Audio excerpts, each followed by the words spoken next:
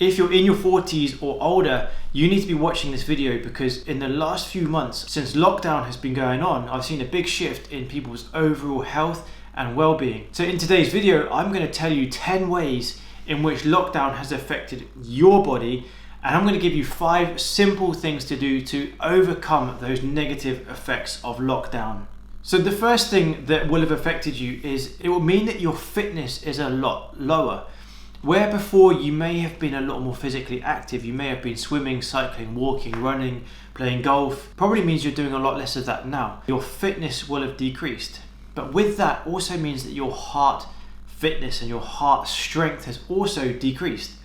Because there's been less need for your heart to pump more blood around your body, it means that your heart will have weakened, so your cardiovascular system will be a lot less efficient. Now also, because you've been indoors and probably less physically active, it also means that your strength will have decreased. This means that you're less able to prevent or overcome falls if you are walking around and you suddenly trip over. But also, because you have less muscle, it means there's less metabolically active tissue within your body.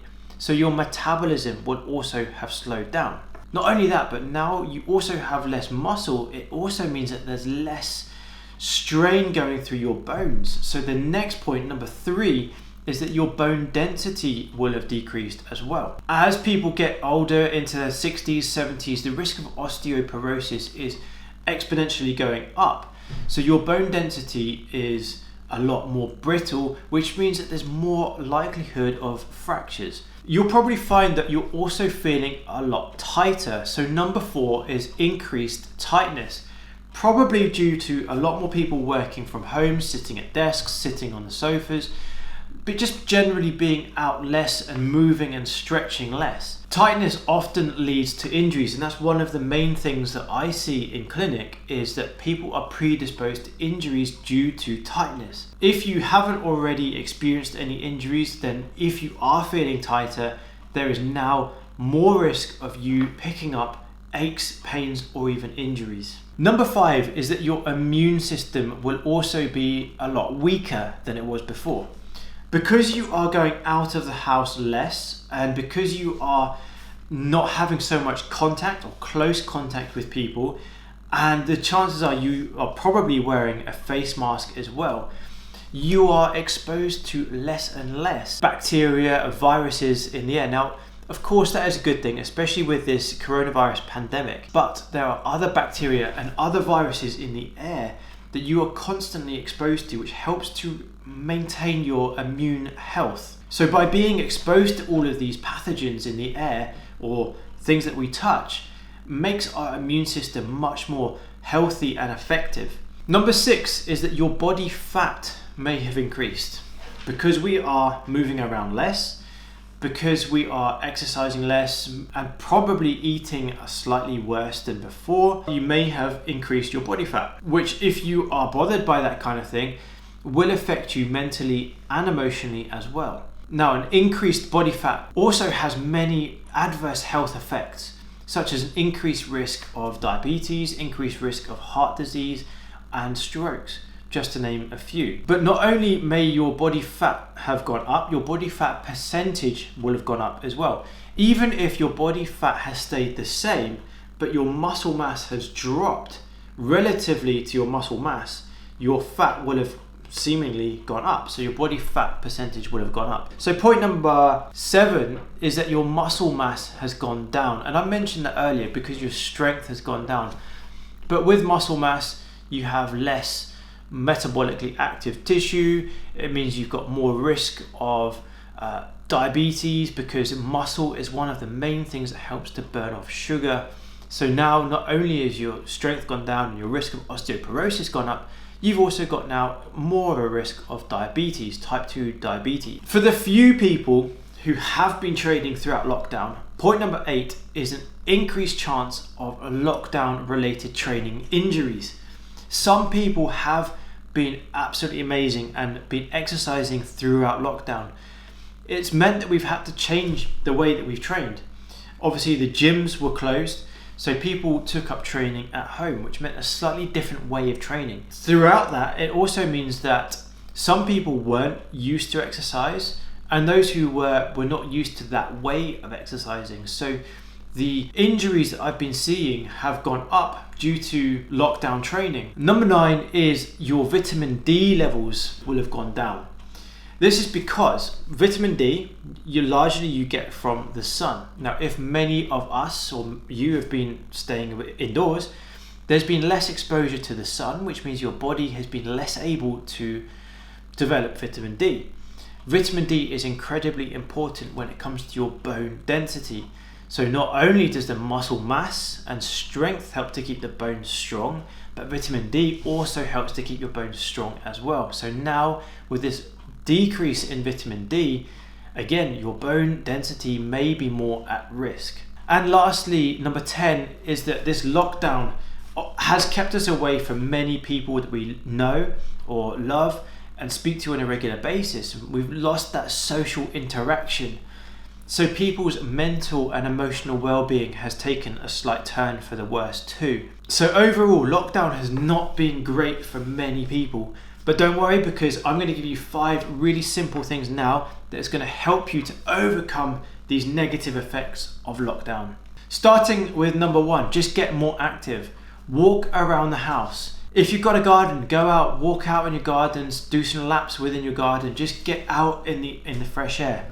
If you don't and you live in, say, a block of flats, do some stair repeats, go up and down the stairs several times. Just get your heart pumping. So not only will this exercise help your heart to get stronger and fitter, it will help your muscles to get more fit too. But it will also, if you're going outside, it will also get you that exposure to the sunlight or daylight. So your vitamin D levels are also going to start going up again. But not only that, just moving, just getting out and about will help you mentally and emotionally feel much better.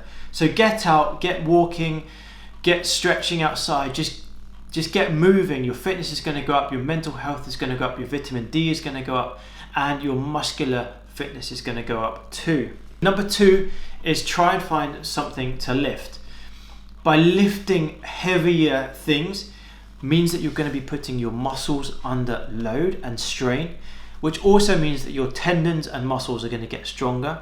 But not only that, that increase in resistance is going to help your bones to become stronger too. So now we're overcoming those adverse effects of not training and the bones becoming weaker. By lifting things now, we're forcing our body to make our bones stronger again. So if you're older and you have an increased risk of osteoporosis, then by lifting things, it's really going to help your bones to get stronger, which means less risk of falls and fractures. The third thing is nutrition. If you are at home more and you've got more time on your hands, take this time to learn how to cook. I appreciate that some people don't like cooking, they hate cooking. But if you know what you're doing and you've got good ingredients and you've got the time, then cooking can be enjoyable. So the more nutrient density that you can get into your body, the less likely you are to pick up colds, flus. The more energy your body's able to produce, the better you're able to heal from cuts and scrapes. Just your overall emotional, mental well-being was going to go up as well, because your neurotransmitters that are responsible for you feeling good and healthy and feeling happy, a lot of them are produced from food. So get in as many nutrients as you can to overcome all of these nutritional deficiencies that you may have developed, and just to help you feel more energetic and more mentally happy and healthy. Number 4 is to stretch more. I know many of you have probably been sat at home on Zoom calls with friends, family, work colleagues, or you've been just watching TV more and you haven't been able to go out and enjoy walks. So you are going to have become tighter. So start stretching, because tightness is a precursor to picking up injuries. It's also going to help you feel more relaxed.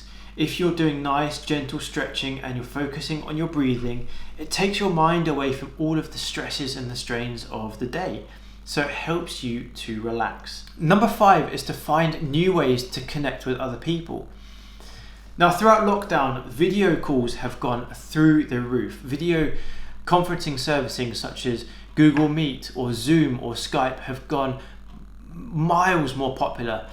But some people don't know how to use these, and that's okay. Find other ways that you can connect with other people. You can go out of the house and talk to a neighbour across the way. But I found personally that lockdown has allowed me and my family to meet other neighbours that we wouldn't have otherwise spoken to. It's really brought our neighbourhood together. So use this time as an opportunity to speak to people that you wouldn't have otherwise spoken to. Who knows, you may develop new friendships. It may give you more company. It may just simply make you feel happier to speak to other people. So what I want to know now is what you have been doing through lockdown to maintain your health, maintain your fitness, or maintain your mental well-being. What have you done? What's worked for you? Let me know in the comments section below, because I'd really like to know, and it helps other people who are watching this too. So please let me know in the comment section below what's worked for you, and give us some tips that might help other people.